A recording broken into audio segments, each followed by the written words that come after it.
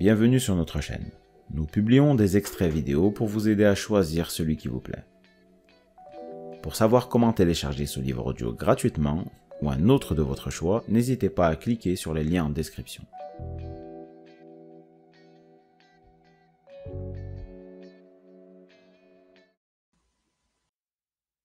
Une veine effrayante se gonfle dans le cou d'Ethan. Non, il est devant nous. On l'a pas dépassé.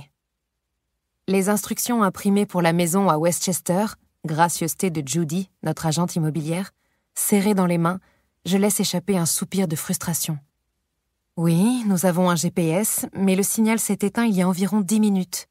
Maintenant, il ne nous reste plus que ces instructions écrites auxquelles nous fier. On se croirait revenu à l'âge de pierre.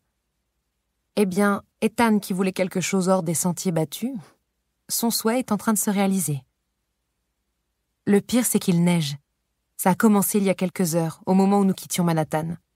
Quand nous sommes partis, c'était de mignons petits flocons blancs qui s'évaporaient au contact du sol. Depuis 1 heure, les flocons ont quadruplé de taille. Ils ne sont plus du tout mignons.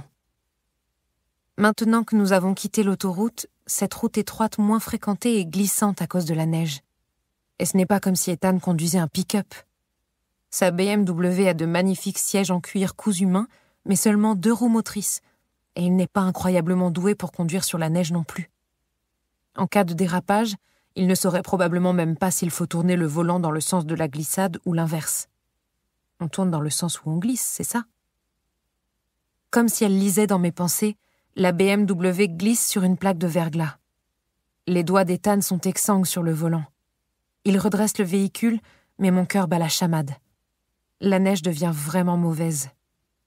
Il s'arrête sur le bas-côté et tend la main dans ma direction.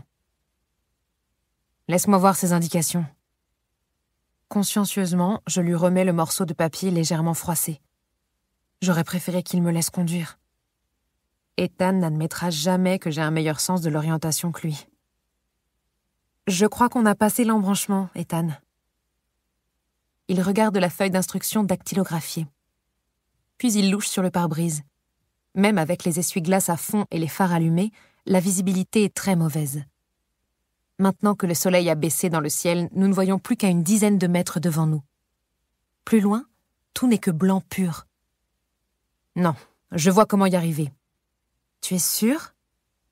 Au lieu de répondre à ma question, il grogne. Tu aurais dû vérifier la météo avant qu'on prenne la route. Je coince les mains entre mes genoux. On devrait peut-être faire demi-tour? On peut aller voir la maison une autre fois. Quand il n'y aura pas un fichu blizzard autour de la voiture, par exemple. Mon mari tourne brusquement la tête et me regarde comme si j'avais perdu la boule. Tricia, ça fait presque 2 heures qu'on roule pour venir ici. On n'est plus qu'à une dizaine de minutes et maintenant tu veux faire demi-tour et rentrer à la maison. C'est une autre chose que j'ai apprise sur Ethan depuis 6 mois que nous sommes mariés. Une fois qu'il a une idée en tête, il continue d'avancer coûte que coûte. Vous me direz, je pourrais voir ça comme une bonne chose. Je ne voudrais pas être mariée à un homme qui laisse en plan des tas de projets en permanence. J'apprends encore à connaître Ethan. Toutes mes amies m'ont mise en garde contre ce mariage, selon elles, trop précipité. Nous nous sommes rencontrés dans un café. J'ai trébuché et renversé mon verre juste à côté de sa table, et il a insisté pour m'en offrir un nouveau. Le coup de foudre. Quand je l'ai vu, j'ai craqué pour ses cheveux blonds striés de mèches encore plus blondes, ses yeux bleus de la couleur d'un ciel azur bordé de cils blonds, et son nez romain, un peu trop fort, qui l'empêche d'être beau à l'excès. Lorsqu'il m'a souri, j'ai été conquise. Nous avons passé les 6 heures suivantes ensemble, à partager un café. Puis, le soir même, il m'a invitée à dîner. Ce soir-là, j'ai rompu avec le petit ami que je fréquentais depuis plus d'1 an, en lui expliquant en guise d'excuse que j'avais rencontré mon futur mari. 9 mois plus tard, mon Roméo du salon de thé et moi, nous nous marions. 6 mois après, nous déménagions en banlieue. Notre relation s'est déroulée en accéléré. Jusqu'à présent, aucun regret.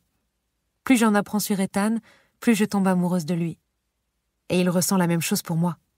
C'est formidable de partager ma vie avec lui. Sauf pour le grand secret que je ne lui ai pas encore révélé.